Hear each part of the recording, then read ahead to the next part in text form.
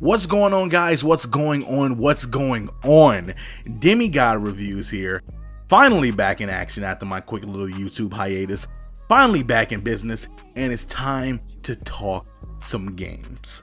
And if you know what I'm talking about, if you know what I'm discussing today, then you, my friend, are in the loop. And if you're not, then I'm gonna need you to get it together, because there is some huge news. There are some big things going around today. There's some big news. If you're on Twitter, if you're on Facebook, if you're on social media in general, or just on gaming forums on Reddit, do you know what's going on today? PlayStation just dropped a bomb today. PlayStation just dropped some news today, letting people know about that PS5. Whoa, wait, whoa. We weren't supposed to talk about that yet. But no, they let people know it's time to talk PS5. And if you know me, we gotta go in. We gotta talk about it. We gotta discuss it. As I'm not a spec guy, but today I'm gonna be a spec guy. So get your hats, get your popcorn, get your music started, because it's time to cue the music.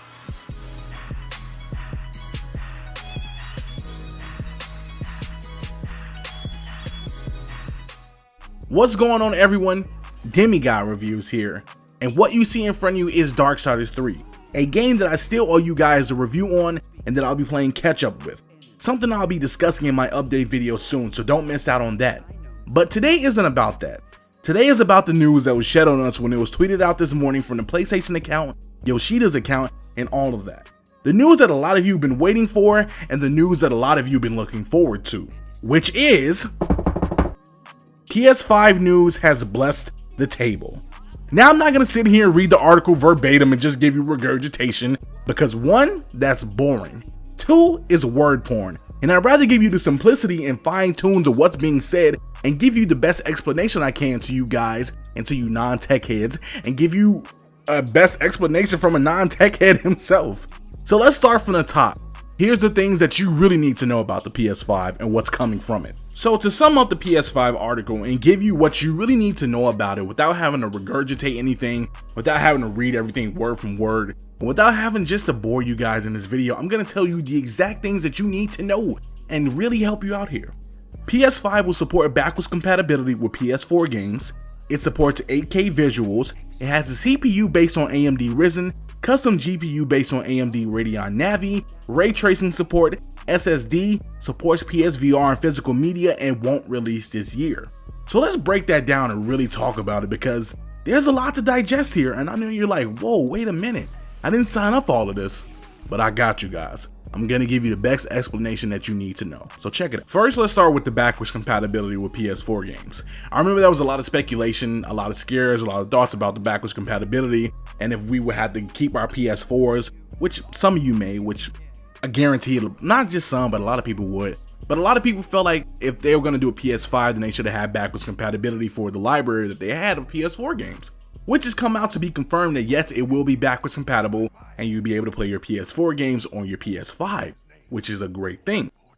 Now, the next thing that we need to know, the 8K visuals. Now, this one I have like a lot of speculation, a lot of thought on, because right now these consoles do like 1080p 60, yes they do 4K 30, but it isn't always a guaranteed 4K. It's more like a stretched image or stretched resolution, and that goes for both consoles depending on the game. But from what's being said here, PS5 will support 8K resolution, and hey, if it does, if it handles it well, which is the key thing here, if it handles it well, then it's doing its job. But for right now, I have a little bit of speculation, I have a little bit of holdback for that, because I don't know how legit that can be. Now, the next thing, the CPU based on AMD Ryzen, the custom GPU based on AMD Radeon Navi, ray tracing support. Now, I'm not gonna lie to you guys, and I'm not even gonna front. I don't know anything about stuff like this. I'm not well versed in stuff like this. All I know is that this is how the processing is gonna be. This is how the graphics is gonna be beautiful. They're going for the gusto. They're really trying to up the visuals and up the frame rate and really make sure everything looks good. Now, I'm not even gonna pretend like I'm well versed in stuff like this, because I am not. I'm not the tech head guy. I'm not the tech guy, but I do know a little bit of decency about this. So basically, the visuals are gonna be amazing. The frame rate may be amazing. That's what we really need here. And I'm gonna be honest, the frame rate for these next gen consoles have to be top notch. They have to be upfront. They have to be great, because if they aren't, if we're still playing games that have like a lot of frame rate dips and they're mainly going for like graphical fidelity and stuff like that, then I'm not for it. And ray tracing, I've heard about ray tracing in Horizon Zero Dawn and more recent games. I fully don't know what that is, but I know what it is, but I'm not like well versed in it. I know it does a lot for like engines and graphics and stuff like that. So basically, they're really trying to update the graphics and make sure the games run better and that they have a solid space to do that, which is great. Now, solid state drive, this is to improve load times on games. This is to improve things. I know like it's in PCs and they improve load times on there. So for the fact that they're having this in PS5, that is going to be a killer for load times. While there will be load times still, let's not go overboard and pretend like there won't be. There'll be better load times and there'll be lesser load times for us sitting back and waiting. Because I remember in this generation, there were a few games where I had some killer load times, like Just Cause 3, Dragon Age Inquisition, Anthem. There was a few games this generation where I could genuinely say I had a lot of load times and I was sitting back waiting to play my game. And that, with a solid state drive, you won't even have to worry about anything of the sort anymore. Well, you have to worry about load times, so let's not push it, but you won't have to worry about sitting back holding your controller while you're streaming, while you're chilling back, probably playing a game to yourself, whatever you're doing. You won't have to worry about sitting back anymore, waiting for at least a good 3 to 5 minutes for a game to load. Now, it also talks about supporting PSVR and physical media.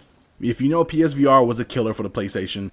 It actually did really good. It sold really well, and it's been getting some returns. The games have been coming forward, whether indie, whether AAA, whether wherever they're being made.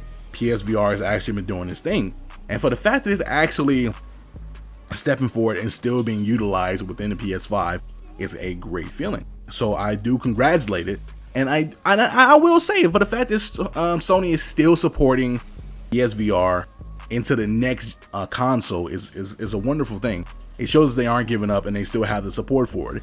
Kind of wish the Vita still had that support, but you know, I'm not gonna get into that. That's a different argument. And it still will support physical media. So for all you physical collectors who don't like digital games or digital media, you will still have your physical media, you still have your disc, and you'll still be able to install it from there, and you guys will be good.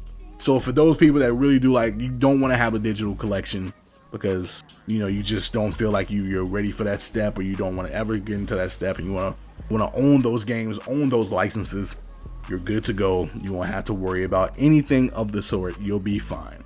And it won't release this year. So for those of you who are wondering, well, PS5 is going to release this year. It's not releasing this year. You won't have an opportunity to make it release this year. You'll have to wait just like everyone else, which you'll probably be waiting until 2020. Now, if they want to play it safe, I will go 2021 just to make sure, just to take care of everything. But it seems like they've been working on this for a while to make up for the mistakes that they've done with the PS4, and you know, to not give any mid-gen refreshes like they did with the PS4 Pro. But I will say this may drop 2020 just because, and you know what, that's the ballpark. Now let's talk about the price, because that's going to be an important thing here. Now we're going to have to talk about one of the more important things also about the PS5, and that's pricing.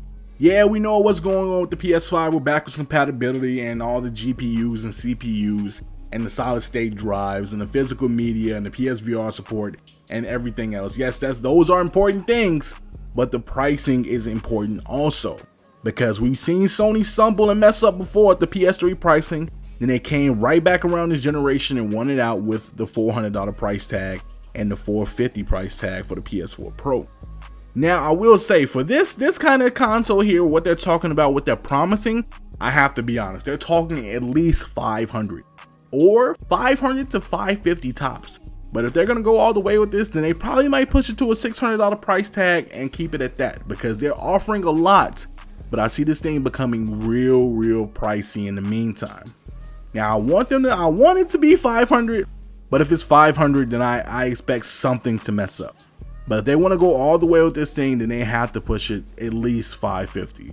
tops, because you can't promise something like an AMD Ryzen and have a solid state drive and all of this without at least compromising something or pushing it to the price that it needs to be.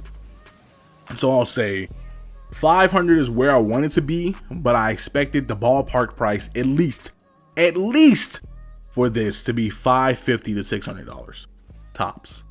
Now if they come out and say it's $450 to $500, listen, you got me. I already know what you're thinking with that. I know where you're going with it. I know that you guys have like the fair pricing, and you know, honestly, that's, while I want that to happen, that's a little bit too legit to happen. So I will say the ballpark price is $550 to $600. Now, everybody can disagree with me. That's fine. But I expect this thing to be expensive for what they're offering and what they're like trying to do. But I did hear a lot of rumors and speculation that Sony might take a couple of losses for this. They might cut back on some losses and take those L's like right there. But for the most part, I see this happening, and I think that price is going to be right there. So tell me what you guys think in the comment section below. Are you excited for PS5? Are you stoked for it? Are you looking forward to it? Do you agree with the pricing? Let me know and share your thoughts in the comment section below. Yes, I am back making videos. I'm back in the business. I am back in the booth once again, guys. Thank you for coming out and watching this video. Hit that like, hit that subscribe button, hit that notification bell icon to stay up to date with everything that I'm doing. And I'll see you guys in the next video. Until next time and until the next video, guys, we'll tune in, turn up, and throw down. It's looking like a GG.